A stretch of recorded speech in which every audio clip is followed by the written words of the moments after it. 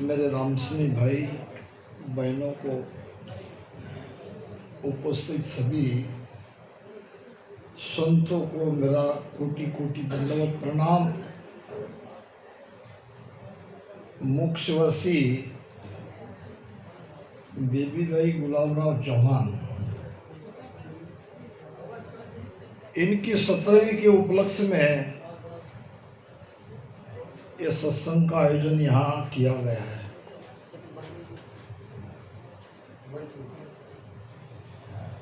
महापुरुष फरमाते हैं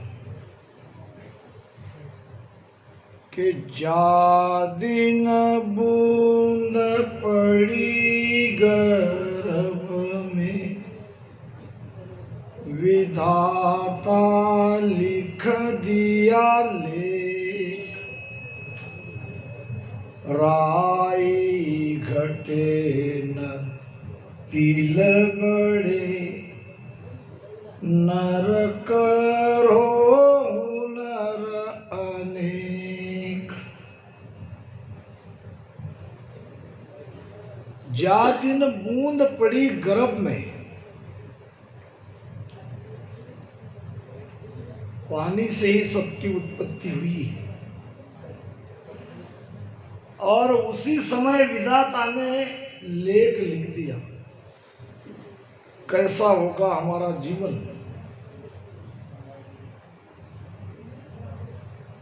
कितने दिन जिएंगे, मृत्यु कब आएगी। अटल तो है, इसलिए एक बात तो लगभग पक्की है कि हमें जाना है। आज हमारी बेबी ताई गई, आगे हमारा नंबर है। एक फकीर था, एक जगह बैठा हुआ था, कोई शरारती लड़का फकीर की टोपी उठा के भाग गया। लड़का था हट्टा कट्टा जवान, फकीर था बूढ़ा दुबला पतला। अब टोपी के लिए उसके पीछे भागता भी तो कितनी देर भागता, मिलने वाला नहीं था। थक हार के उस फकीर ने ये निर्णय लिया कि चलो उसके इंतजार में कहीं बैठ जाते हैं, और बैठने के लिए बहुत बढ़िया जगह चुनी, वो थी स्मशान। स्मशान में जाके बैठ गया। किसी की मृत्यु हो गई, लोग आए अंत विधि के लिए, देखा तो फकीर बैठा था। पूछा लोगों ने, फकीर तुम यहाँ स्मशान में क्यों बैठे हो, क्या किसी का इंतजार है, क्या किसी की मृत्यु हुई है, तुम पहले आ गए। फकीर ने कहा ऐसी कोई बात नहीं, इंतजार जरूर है। किसका इंतजार है? गांव में बैठा था एक लड़का, मेरी टोपी चुरा के भाग गया, उसका इंतजार कर रहा हूं। लोगों ने कहा यहां बैठ के तुम इंतजार कर रहे हो, इसके बदले तो तुम उसका पीछा करते, उसको ढूंढते, कहीं ना कहीं मिल जाता। फकीर कहने लगा मैं बूढ़ा आदमी, कमजोर, कहां तक भागूंगा, कहां ढूंढूंगा। मैंने ये विचार बनाया कि यही उसका इंतजार करते हैं, आज नहीं तो कल। आना कहाँ है? तेरा तो डेरा जंगल माही, ताम में ढेर न कोई, राम राम ताम में ढेर न कोई, बिसवा बिसये की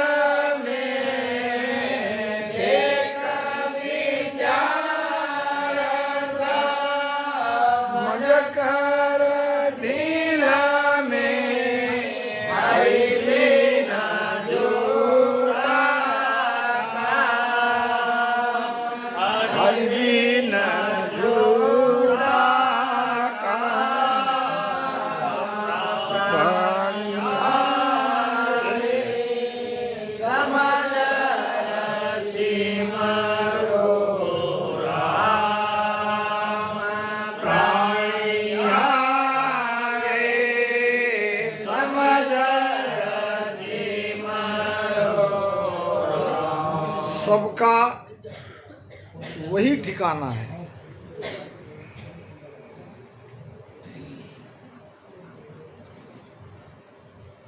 वैसे देखा जाए तो हमारा कुल जीवन कितना है। नानक साहब ने सत्संग में अपने दो प्रिय शिष्यों से एक प्रश्न पूछा कि मनुष्य की जिंदगी कितने बरस की होनी चाहिए। मनुष्य का जीवन कितने बरस का है। बाला उठा, कहा गुरुजी मुझे तो लगता है कि आज का सूर्योदय हमने देख लिया, कल का देखेंगे कि नहीं देखेंगे इसका पता। तो इंसान की जिंदगी इतनी ही होनी चाहिए, ऐसा मेरा मत है। गुरुजी ने कहा बाला तुम तो इंसान की जिंदगी को बहुत बड़ा चढ़ा के कह रहे हो। मेरी नजर में तो इतनी आयु नहीं होती है। मर्दाना को कहा,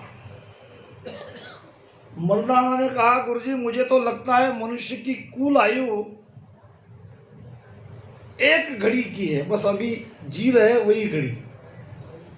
दूसरी घड़ी में जिएंगे कि नहीं जिएंगे इसका पता नहीं है।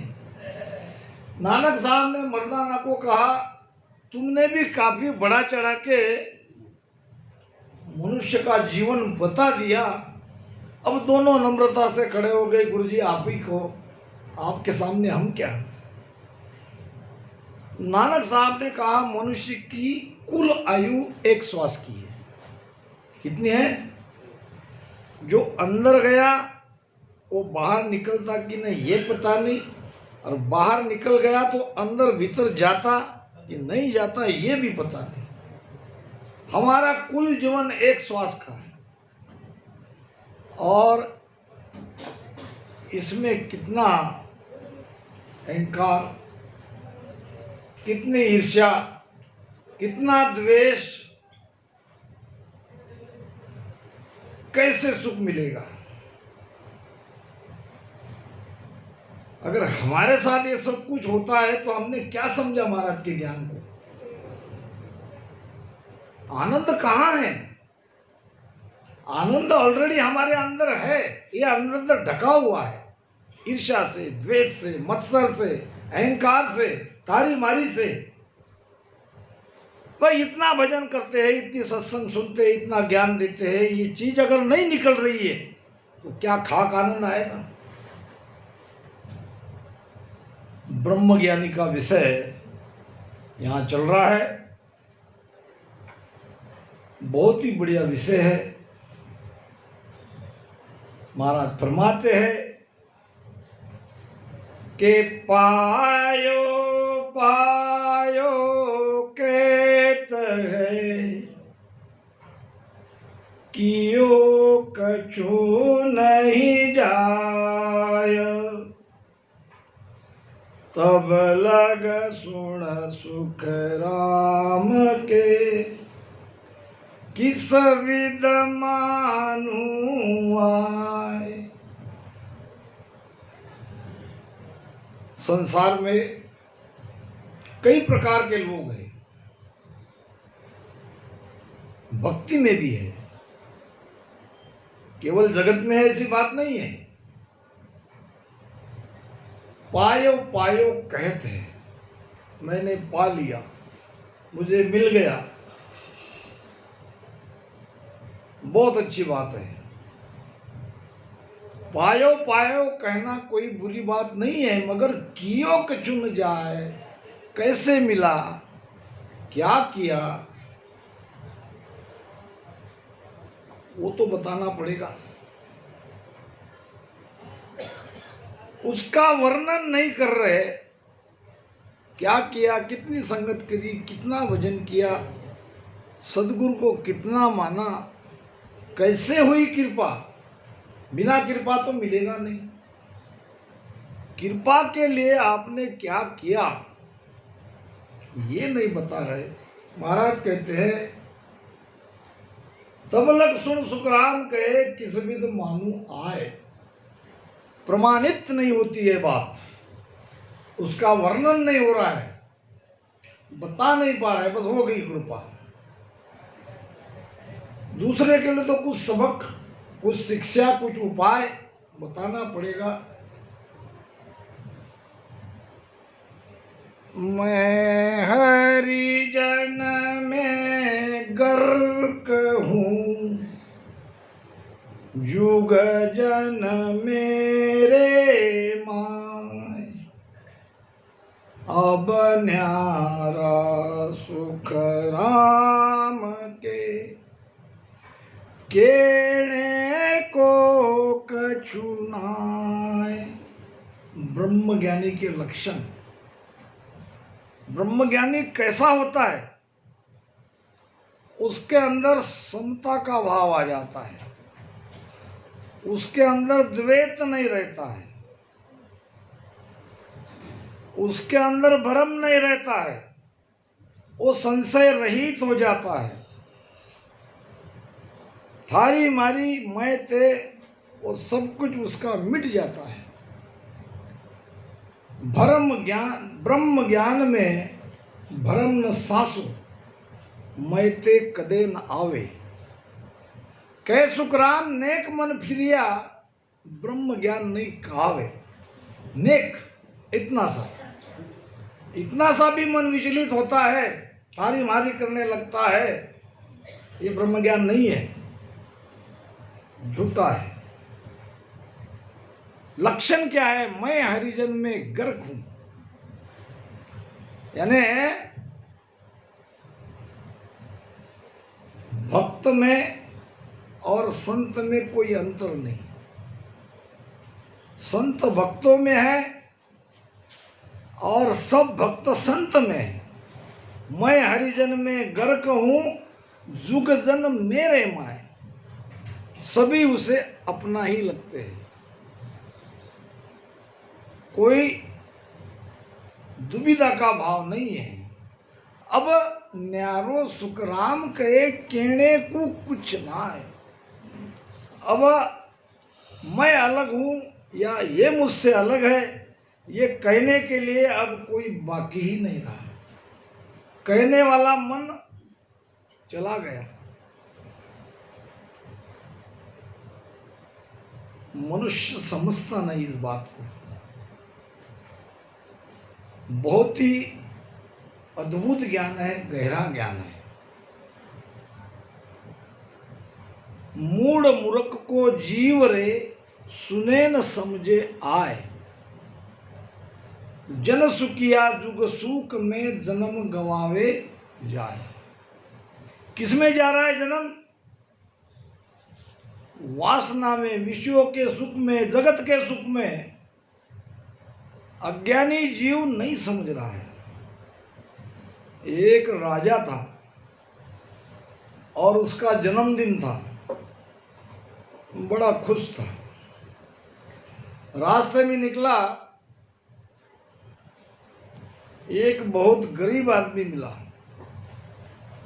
राजा को दया आ गई, वैसे भी तो जन्मदिन आने से खुश था ही। एक तांबे की अंगूठी उसके तरफ उछाल दिया या तांबे का पैसा उसको दे दिया। अब वो उस गरीब व्यक्ति के हाथ में नहीं आया, वो गिर गया नाली में। कहाँ गिरा? नाली में। अब राजा को दया आ गई, उसने दूसरा सिक्का उछाला, वो पकड़ लिया, जेब में डाल दिया, फिर भी नाली में ढूंढने लगा। राजा ने देखा पहला वाला सिक्का गुम गया, मैंने दूसरा दिया, दूसरा जेब में डाल दिया, फिर भी पहले वाले को ढूंढ रहा है। अब की बार चांदी का सिक्का उछाला, चांदी का सिक्का ले लिया, राजा की जय जयकार करी, मेरे राजा बहुत दयालु है। जेब में डाल दिया, पहला वाला सिक्का ढूंढने। राजा कहने लगा क्या करे इसको, ये तो उसका पीछा ही नहीं छोड़ रहा है।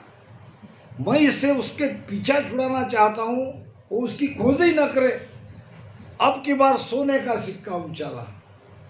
सोने का सिक्का देखते ही मन में बड़ा आनंद आया और राजा को बहुत धन्यवाद दिया, जेब में रख दिया, निकला और ढूंढने नाली में पहला वाला वो सिक्का ढूंढने के लिए। राजा ने कहा चलो आज इसका देख ही लेते हैं। भाई तुमको सोने का मैंने सिक्का दिया, ठीक है, चांदी का दिया, दूसरा सिक्का दिया, संतुष्ट नहीं हुए ये बात मैं मानता हूं। सोने का देने के बाद तो तुमको संतुष्ट होना चाहिए था। क्या दूं तुम्हें, तुम संतुष्ट हो जाए। चलो मैं तुमको मेरा आधा राज दे देता हूं।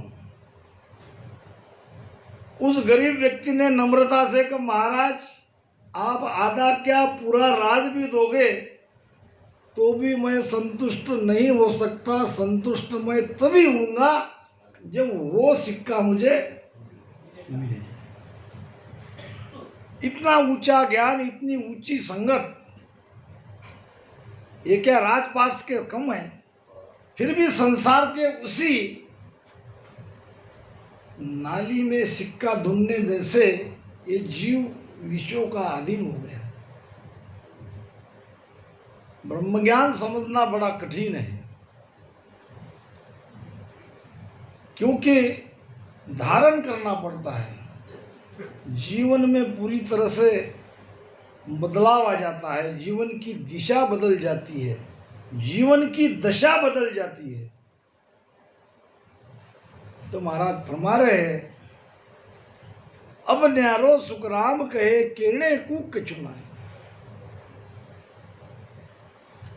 अट सिद्ध नवनिध प्रगति सांसो रे यो माय। तीन नर को सुख राम के हर पायो है नाय। परमात्मा प्राप्ति का दावा जल्दी मत करो, कुछ देर इंतजार करो, ज्ञान से मिलान करो। क्या कह रहे महाराज, अट सिद्ध नवनिध प्रगति। क्या है आठ सिद्धि, क्या है नवनिधि। आठ सिद्धि में अनिमा, गरिमा, महिमा,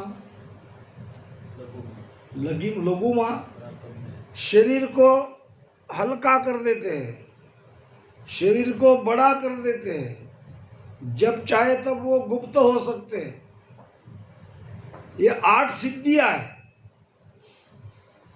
और आठ सिद्धि नवनिधि के लिए तड़पते हैं और भक्ति वाले। और महाराज कह क्या रहे हैं कि यदि साधना के बल से किसी के अंदर आठ सिद्धि नवनिधि प्रकट भी हो जाए मगर संशय उसका नहीं गया है तो उसने परमात्मा को नहीं पाया है। थोड़ा भी संशय, थोड़ा भी भ्रम हमारे अंदर है। भ्रम कई प्रकार के हैं, एक भ्रम छूटा तो दूसरा भ्रम पकड़ लेता है। अभी तो बाहर बाहर का भ्रम पूरी तरह से छूट गया है। हम तीन लोग की भक्ति में अभी कुछ नहीं पड़ा, ये हमारा भ्रम निकल गया है। भ्रम कई प्रकार के हैं। वास्तविक भ्रम क्या है, इस साखी पर से हमको आपको सबको विचार करना है। कुछ बात महाराज ने सेन में रखी है। अगर हमारे अंदर दुविधा है, जीव और ब्रह्म में दो भाव है, तो अभी परमात्मा को हमने पाया नहीं है। ये खोजना पड़ेगा हमको अनुभव से इसका उत्तर। नीचे लिखे वाले के आधार से ज्ञान नहीं कर सकते, उनकी बात अपनी जगह सही है। किस बात का सांसो, किस बात का संशय कह रहे महाराज। मैं जीव हूँ और परमात्मा में मिलना चाहता हूँ, या अभी परमात्मा में मैं मिल गया हूँ, फिर भी मेरे अंदर में ये संशय नहीं मिटा है, ये दुविधा नहीं मिटी है। अभी भी जीव के लिए और लोग जैसा चाहते हैं उतनी ना भी हो, मगर थोड़ी बहुत चाहना, थोड़ी बहुत इच्छा, आकांक्षा, आशा बाकी है, तो भी ब्रह्म ज्ञान पैदा नहीं हुआ, परमात्मा की प्राप्ति नहीं हुई। केवल धुन चल रही है, यहाँ मैं सुन रहा हूँ, इतना मैं भजन कर रहा हूँ, उससे कुछ नहीं होता। पायो पायो कहते कियो कचू में जा कह रही मारा, बताओ कहाँ क्या हुआ, कैसे मन को काबू में लाया। मन को काबू में आने का मतलब क्या है, ये सारी बातें वो बताएंगे। जिनके अंदर प्रकट हुए वो ठोक बजा के बताएंगे। सांसो दुबजा उठगी, भय भरम दिया खोय, वे तो सुन सुख राम के, जन हर एकी हो। सांसो नाम संशय, किसी भी प्रकार का संशय, और दुबद्या, दुबद्या यानी दो मत, दो भाव, दो विचार, थारी मारी, तू मैं, ये भी नहीं है, संशय भी नहीं है, कोई भय नहीं है, किसका, काल का, और भ्रम नहीं है। वे जन तो सुखराम के हर जन हर एक ही हुए। ये है परमात्मा में मिला हुआ जन, उसमें परमात्मा में कोई अंतर नहीं है। माहे लागा ख्याल सुन, सो निर्गुण पद जान, बाहिर सुन सुख राम के, सुर गुण नाव बखान। सगुण और निर्गुण भक्ति दोनों एक साथ कैसे होती है। माही लागा ख्याल सु, ख्याल यानी हमारा ध्यान, हमारा सुरती जो अंदर लगी हुई है शब्द के साथ, वहां ध्यान लग रहा है। तो महाराज क्या कह रहे हैं, सो निर्गुण पद जान। निर्गुण पद हमारे भीतर ही है। अगर वहां हमारा ध्यान लगा है, वहां सुरती लगी हुई है, तो हमने उस निर्गुण पद को सुरती के द्वारा जान लिया। और बाहर जो सगुण 52 अक्षर का नाम का अगर हम जप कर रहे हैं, या हमारा अपना राम ही ले लो, तो ये सगुण नाम है। दोनों एक साथ भक्ति हो रही है, दोनों एक साथ कर रहे हैं। घट भीतर दर्शन देवु मम मूर्त निराकार, बाहर गुरु उपदेश दे सो मेरा आकार। बाहर भी है तो घट में भी है। तो ये कब होता है,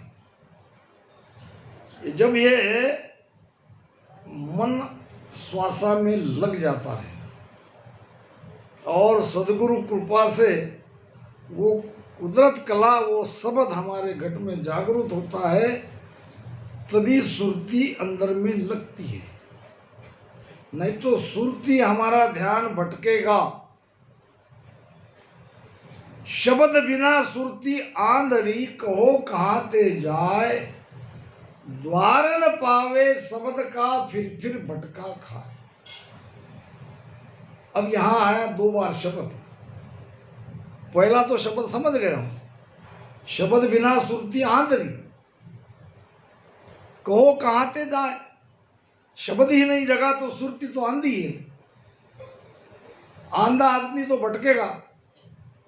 आंधा आदमी मंजिल तक नहीं जा सकता बिना किसी सहारे के। कहो कहाँ ते जाए द्वार न पावे शब्द का। वो शब्द है परमात्मा के लिए, वो शब्द है आत्मा के लिए। आत्मा परमात्मा का द्वार जब तक ये सुरती अंदर नहीं लगेगी, उसका अंधापना नहीं मिटेगा, तब तक परमात्मा का द्वार नहीं मिल सकता। भ्यासा का ये नान है, भरम न उठे कोय। पाया तो सुख राम के, मैं बूटा धर जोय। भ्यासा अनुभव हुआ, परमात्मा को भीतर में पहचान लिया, उसका ऐनान, उसका हिंदान, उसका लक्षण क्या है। भ्यासा का ऐनान है, भरम न उठे कोय। अंदर से भरम उठता है। भरम जब तक उठेगा जब तक वो वस्तु नहीं मिल गई। अगर वो वस्तु प्राप्त हो गई तो भरम रहता नहीं है। भरम कर्म रहन नहीं पावे, जू अग्नि सब फूस जलावे। जैसे अग्नि सारे फूस को, कचरे को साफ कर देती है, वैसे ये सत्ता जब घट में प्रकटती है, जिसके घट में प्रकट हो गई उसके अंदर कोई भरम नहीं रहता है। यही उसका लक्षण है। उसका केवल कहना ये लक्षण नहीं है। कहने को तो कुछ भी कह सकते हैं, अपना अपना मत है, अपना अपना मन है, अपनी अपनी समझ है। सबके लिए एक प्रमाण दिया है, जिसके अंदर में कोई भरम नहीं उठ रहा है, उन्होंने परमात्मा का अनुभव कर लिया। दूसरी बात, दूसरा प्रमाण, पाया तो सुखराम के मेह बूटा धरजोय। जैसे बारिश होती है, बारिश होती है, थोड़ी बारिश से सारी जमीन भीग जाती है और किसी को कहने की जरूरत नहीं है कि बारिश हुई कि नहीं हुई, क्योंकि वो पानी बता देता है। सारी जमीन भीग जाती है, गीली हो जाती है। ऐसे ही अंदर में ये प्रतीति होती है। भ्यासा बिन बाणी नहीं, बिन पाया नहीं नूर। निपजा बिन सुख राम के, नहीं है राम हजूर। क्या अद्भुत ज्ञान है महाराज का। एक एक कड़ी कैसे कैसे अद्भुत ज्ञान से भरी है, देख लो। भ्यासा बिन बाणी नहीं। बाणी किसको कहते हैं? एक है वाचन, एक है वचन। वाचन और वचन में फर्क है। वाचन क्या और वचन क्या? अब यहाँ रेडीमेड साखी लिखी है, नीचे अर्थ लिखा है। साख भी पढ़ लिया, अर्थ भी पढ़ लिया, ये तो वाचन हो गया। और वचन हमारे नहीं निकल सकते, वचन तो महापुरुष के निकल सकते हैं। फिर तीसरी बात क्या है? तीसरी बात है प्रवचन। प्रवचन किसे कहते हैं?